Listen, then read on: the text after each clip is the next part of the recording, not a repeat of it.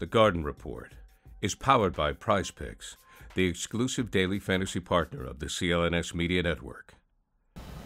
Hey, Bobby Manning here. Welcome to a studio edition of the Garden Report. The studio today has to be TD Garden. He's Josue Pavon. I like it. Noa Dalzell here from Celtics Blog. And we're just going to talk about where the series is at now after 1-1. Josue and I just recapped Game 2. Now it's 1-1, Noah. A lot of people thought it might be a sweep here. 5-game series obviously still in play now. But after what you saw from the Heat responding in Game 2, the adjustments and the shooting that they displayed here, and that could go one of two ways, right? Is that going to continue? Could it continue? Or is it going to come down to earth and we'll see 3 more games like Game 1? It's tough to tell because Celtics in Game 1 shot out of this world too. So you have 2, I don't know about anomaly shooting kind of games here, but 2 above your level kind of games. Yeah, I mean, my mentality and my take on the Heat Celtics this whole time has been that this is going to be a difficult series and it's not going to be a 4 or 5 game series. And there wasn't really a lot of like analytical logic to that because this is a team that's super shorthanded and has not had a great regular season. But we have multiple years of postseason records to go off of at this point. And, you know, they had a 6-game series, they had 2 7-game series. There's no reason to not expect that to be the case this year, despite the personnel, I guess, discrepancy, because we know this is a Miami team that comes out prepared every single time. And we knew they were going to come out much stronger than they did in Game 1. Joe talked about it, the players talked about it, and you saw it right away. So to me, this wasn't a surprise. You had 5 games, right, Josue? Yes, yes. You still feel good about that? Are you thinking this could be 6 or 7? It could go 6, potentially, or even 7, really. I mean, look, 7 would be scary. It would be, but for this Celtics team, would it really surprise you? I mean, look. It would surprise me. I get what you're saying, Noah, about like last year's team, but I just think the biggest difference for this year is just having to face a team like the Miami Heat in the first round.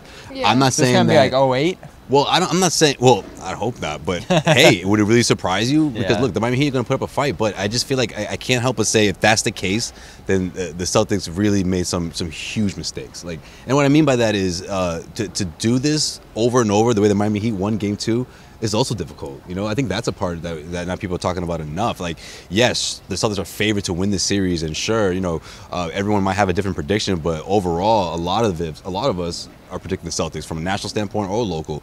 But you have to remember, the Miami Heat are going to bring it every single game, every single quarter. You know, every play matters with these guys. And I just think when you look at adjustments and mental toughness, all the stuff that we've been sort of questioning the Celtics team about whenever we saw the bad side, you know, on those losses throughout the course of the regular season or the way they used to blow humongous leads at times, you know, you wonder if they're going to bounce back the same way they have all season long in a best-of-7 series. I think they will. I think they have enough to finish the Heat, but like Noah said, I don't think it's going to be as easy as everyone anticipated. It's interesting, too, because Joe prepared everyone, I think, with some of his commentary going into the series that you can't expect the playoffs to go a certain way or even a series to go a certain way. Now, I didn't see them dropping a game on their home court here, but it's part of what he talked about, that things could happen, things could come up, and the Celtics might have to win in a way that people don't quite expect. And he kind of scoffed at the end of the press conference there, saying 1 loss is adversity in the playoffs here.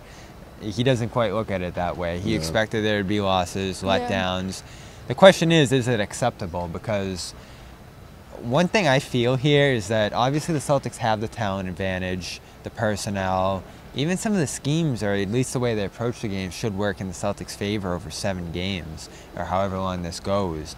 The fact that the Heat, through effort, through just freely getting up shots, and all the other stuff we talk about, physicality, those intangible things that might come into play here, you have to bring those too if you're Boston. And that's where the letdown is going to frustrate people if it's unnecessary, if you go 6, 7 games because you just sleepwalk through this series expecting to win it.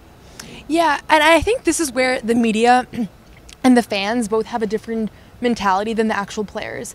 I don't think Jason Tatum is looking at Miami and saying this needs to be a sweep because we are so much more talented than them. I think he's looking at Miami and thinking this is going to be a very difficult series. Because he talked about that tonight. Yeah, they're going to be able to adjust to Porzingis. They're going to be able to do things that they haven't had to face all season. And we were talking about this a few weeks ago. I still think this is the best possible first round matchup that they could have. Right, agreed. Because every single thing that can be thrown at them this playoffs, they will see against Miami. Every coverage, every things that they hadn't thought they would experience, and they're going to have to adjust to it. And if they can't, then this will be a really tough first round elimination. Yeah. But I still think it's the best thing that could happen to them as far as just preparing them for a deep playoff run ultimately, and for a potential finals matchup against Denver that we know they're going to be super prepared and super talented and have everything really in their favor. Yeah. So. Yeah. No, sorry, not to cut you off. No, I was no. just going to say, it is what's best for them. I mean, if you can't get past a team like the Miami Heat, I don't like their chances to even beat a team like the Nuggets or whoever's waiting for them in the NBA Finals. You know, for fans, and like you said, Noah, like they're looking ahead saying like, oh, this is going to happen no matter one way or another. But you have to actually play these games, and it's the test that's gonna ultimately, you know, create whatever version of the Celtics that they need to be to get to the finals. You know what I mean? So I think, yeah, I've always said the Miami Heat is not only going to give them a fight, and it's great for them to have as a first round matchup, a first round opponent, because one, you know, the talent level is on your side. You should be able to beat a team like the Miami Heat, but they're going to beat you in so many different ways, or they're going to challenge you in so many different ways. And you look across the Eastern Conference, and yeah, you know, the injuries and stuff doesn't help to a lot of these teams that it's their star players, and Miami Heat is in the same boat. However, I just don't think from a tactical standpoint the other teams could put up a similar fight than what we're seeing from the Miami Heat. You know what I mean? It's interesting because to have to shoot at this level to get a 10-point win, and obviously it could have dipped a little bit and they still would have squeaked this out depending on how crunch time goes, but to shoot at this level and just squeak out a 10-point win, it's going to be an interesting dynamic going forward in this series. We, of course, brought to you by Prize Picks. PrizePicks.com/CLNS is how you're going to get a 100% matching bonus up to $100 there. You just pick 2 players, up to 6, build your daily fantasy sports team, and it just goes. See what points, assists, any one of those, you go more or less on them, and you're off. It's that simple, and it's a ton of fun, especially during the playoffs. Check out basketball, hockey, baseball, and all the rest going on right now at prizepicks.com/CLNS. So I do only worry about what's going on here if there is another anomaly shooting night or the Heat figure out another way to win a game, and that'll send you back to Miami. And the one thing I didn't want to see, obviously I didn't expect this to be easy. I didn't expect the Celtics to breeze through the series. But the one thing I didn't want to see is it go an extra game than it needs to. And does an injury pop up at that point? Does extra fatigue come into play? Because there's a difference to me between, oh, you're expecting this to be easy and a sweep, and that's just not how it's going to go. And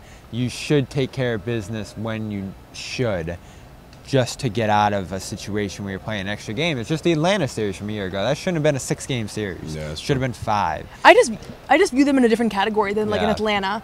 I don't think this is one of those first round matchups that you're like, but with we no need to get Butler and Rozier. I don't think it matters, honestly. Like this is, and this isn't even like a basketball take, because you look on the court. I mean, you have Jovic out there, you have Jaquez. I mean, these are young, unproven guys that have never been here before, and it just doesn't matter, right? And we've seen it every single year. Like, who was Caleb Martin before last year? Who was Gabe Vincent? Back.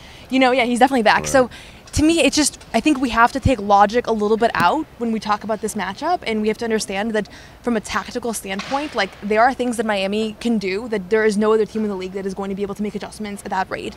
And just that alone is going to make this super difficult. To me, the thing that stood out the most in a negative way was Kristaps Porzingis and the way they were able to take him out of his flow.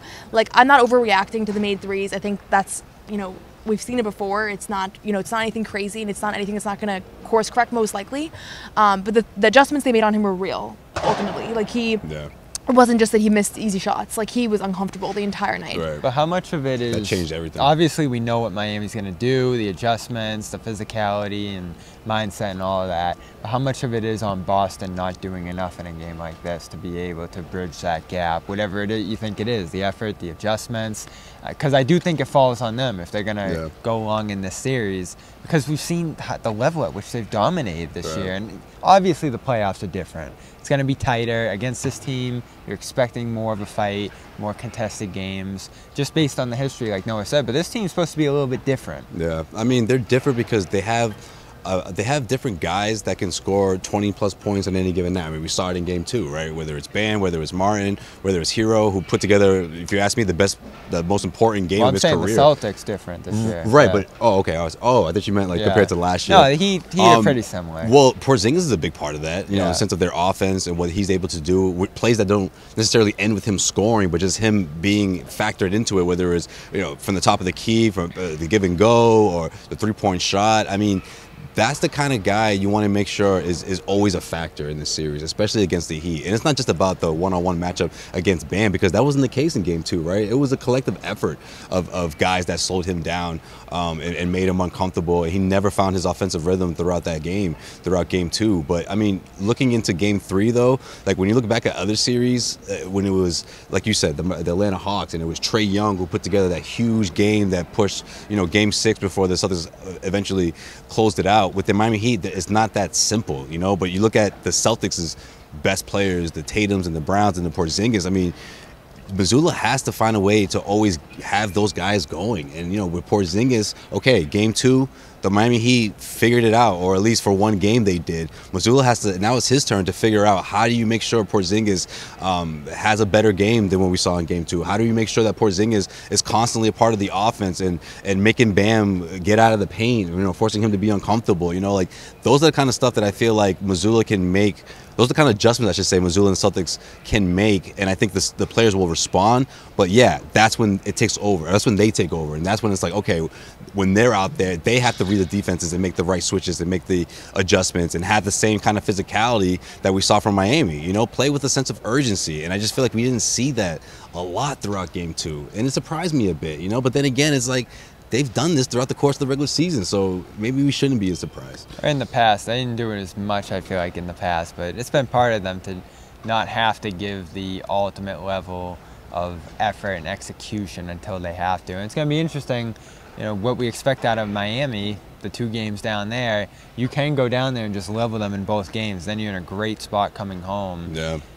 If it comes back 2-2 here, I'm just wondering at what point the series would come into a little bit of a doubt, because in whatever situation you're going down to Miami again for that Game 6, anything can happen there that sets up a Game 7. Injury, an anomaly shooting night like this. So that's why I keep stressing, and I do think it's going to get to that point because of the respect you give the Heat, like you talked about.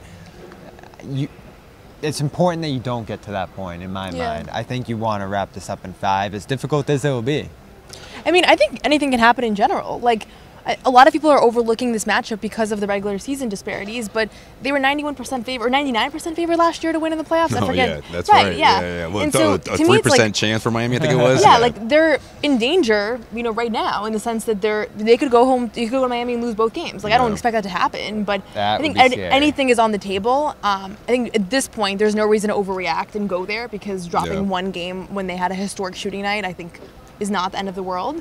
But yeah, I think a lot of different directions this could go. And honestly, the thing that stood out to me is, we talked about the Celtics being a different team than they were last year. Tonight they weren't, because they didn't really get much out of Porzingis or Jrue Holiday. It became a 3-point shooting Right, contest. and it ended up being, Jaylen Brown had a good night, Tatum had an okay night. It wasn't like they were the problem, but they didn't have much going around them. And that's been, this team has been constructed so that it doesn't have to just be Jaylen and Jason carrying them. And tonight it looked like the Celtics from a few years back, not the team that we saw this year where everybody's clicking. I mean, Derek White had a good fourth quarter, but he was pretty quiet until then. We didn't get much from the bench. Peyton Pritchard didn't even attempt a shot. So crazy. Yeah, we're looking at it was not the Celtics team that has been successful this season, and I think that's what stood out. Yeah, Celtics won the shot total, the offensive rebounding battle, and the free throw battle, but they missed 6 of those, which was a killer.